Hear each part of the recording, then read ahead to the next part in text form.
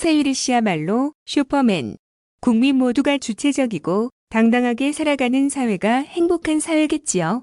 홀로 부모의 역할을 해내겠다고 당차게 선언한 서유리 씨를 보고 멋지다고 생각했던 이유입니다.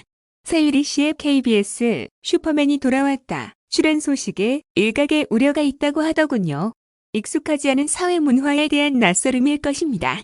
사실 아내, 두 아들과 행복하게 살고 있는 저에게도 얼마간 생소한 모습입니다. 그러나 저의 가족 형태가 행복하다고 해서 모두에게 강요할 수는 없는 노릇입니다. 각자의 가치관, 삶의 경로와 환경에 따라 얼마든지 천차만별의 가족 형태가 형성될 수 있으니까요. 따지고 보면 가족의 가치는 부모의 숫자에 달린 것은 아닌 것 같습니다.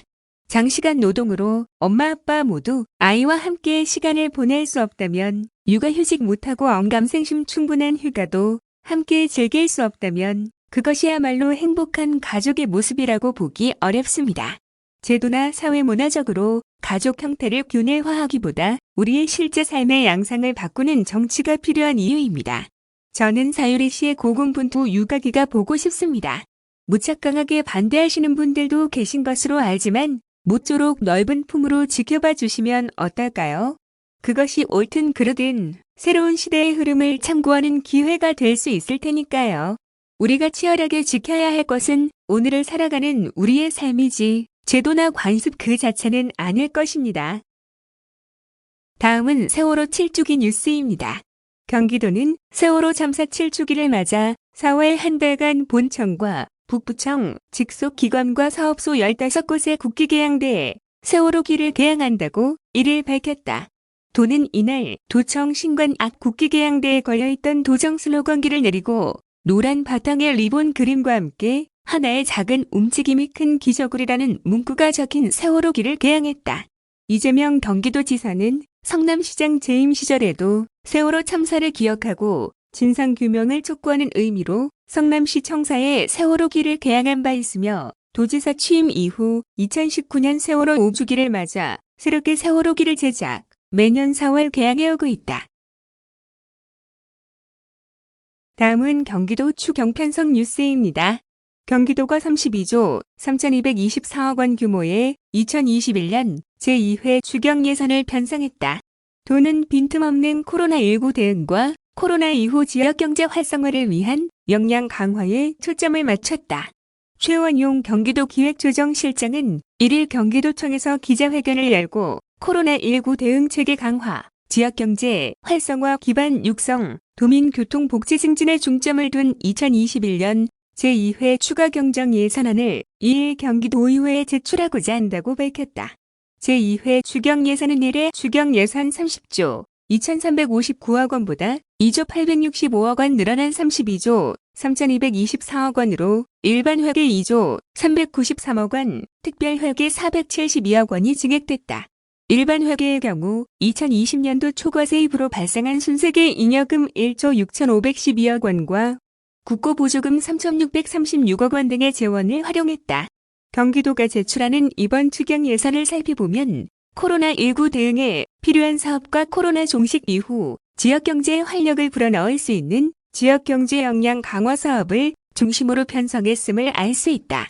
먼저 총 552억 원을 코로나19 확산세 차단과 함께 예방접종 지원 등 코로나19 종식을 위한 사업에 반영했다. 대표적으로 경증 환자를 위한 생활치료센터와 홈케어 운영에 228억 원, 무증상 입국자 이동을 위한 공항버스와 코로나19 환자 수송을 담당할 민간구급차 운영에 54억 원, 코로나19 예방접종과 역학조사 관련 비용 69억 원, 코로나19 관련 지방의료원 등에 대한 기능 보강에 47억 원이 각각 반영됐다. 두 번째로 지역경제 활성화, 일자리 창출과 함께 코로나 이후 시대 미래 먹거리 발굴 사업 등 지역경제 역량 강화 관련 사업에 1,584억 원을 편성했다. 주요 사업으로 소상공인과 중소기업 대상 자금 지원을 위한 신용보증재단 출연금에 300억 원, 전통시장 소상공인 경영 환경 개선을 위한 사업비 71억 원, 중소기업과 소상공인 지원에 433억 원, 중장년 정규직 일자리 창출을 위한 이음 일자리 사업과 정부 추경에 반영된 희망 근로사업 등 일자리 만들기 사업비 600억 원, 소재, 부품, 장비 사업 지원 등 포스트 코로나 시대 미래 먹거리 발굴에 345억 원 등을 각각 편성했다. 세 번째, 도민 교통복지 증진을 위해 총 897억 원의 예산을 투입한다. 구체적으로 대중교통 편의 증진을 위한 경기도 공공버스 운영 지원에 191억 원, 상습 교통정체 구간 중심으로 주요 도로건설 및 확포장 공사에 706억 원 등을 추가로 편성했다. 특히 도로건설 및 확포장 사업은 열악한 대중교통망과 낙후된 도로 사정으로 불편을 겪고 있는 경기 동북부 지역에 61%가 집중되어 해당 지역의 교통 환경 개선에 큰 도움이 될 전망이다. 이번 제2회 추경 예산안은 4월 13일부터 29일까지 열리는 경기도의회 제351회 임시회에서 심의될 예정이다. 다음은 기획부동산 뉴스입니다. 수원시에 거주하는 80대 A씨는 기획부동산 법인 직원 B씨로부터 토지 투자 권유를 받았다. B씨는 화성시 남양읍의 한이며 땅값이 2에서 3년 후 도시개발로 몇 배 오를 것이라고 말했고 A씨는 새 필지를 1억 8천만 원에 구매했다. 추후 A씨는 구매 가격이 공시지가보다 6배나 비싼 것을 알았고 화성시청으로부터 해당 토지의 개발 제한 해제가 어렵다는 얘기도 듣게 됐다. 평택시민 50대 C씨는 자신이 근무하던 기획부동산 법인으로부터 영업 실적을 강요받았다. 이에 업체로부터 받은 철도, 산업단지 등 호재를 바탕으로 용인시 수지구, 광주시 남중면 등에서 임야를 취득했고 지인들에게 좋은 땅이라고 권유했다. 하지만 개발 소식들은 거짓 정보였고 근무하던 업체도 폐업했다. 결국 C씨는 자신의 재산과 지인들로부터 신뢰 모두를 잃게 됐다. 경기도가 기획부동산 불법 행위 신고 사례 45건을 경찰에 수사 요청했다. 기획부동산 불법 행위란 사실상 개발이 어려운 토지나 임야 등을 싼 값에 사들이고 마치 많은 이득을 얻을 수 있는 것처럼 광고해 투자자들을 모집하고 높은 가격에 판매하는 것이다. 경기도는 지난해 12월부터 기획부동산 불법 행위 신고센터를 통해 접수한 피해 신고, 제보 52건 중 선별 과정을 거쳐 45건을 경기남 북부지방경찰청에 수사 의뢰했다. 이는 지난해 12월 9일 경기남 북부지방경찰청과의 기획부동산 불법행위 근절 업무 협약에 대한 후속 조치다. 협약 이후 도는 경기지방경찰청과 긴밀한 공조관계를 유지하며 기획부동산 불법행위 신고센터를 운영하고 있다. 신고 접수는 시군까지 가능하다. 홍지선 경기도 도시주택실장은 기획부동산 불법행위는 서민들의 부동산을 향한 열망을 악용해 부당한 이익을 취하고 있다며 올해는 예산 1억 원을 투자해 기획부동산 거래 추적 시스템을 개발할 계획이다. 최소한 경기도에서만큼은 기획부동산이 활기를 못 치게 하겠다고 말했다. 한편 도는 지난해 기획부동산 투기 우려 지역을 조사해 4회에 걸쳐 244.42제곱킬로미터를 토지거래 허가구역으로 지정했다. 기획부동산의 불법 행위의 근본적 해결을 위한 법령 개정도 지속 건의했으며 홍기원 국회의원이 부동산 거래 신고 등에 관한 법률 일부 개정안을 대표 발의한 바 있다.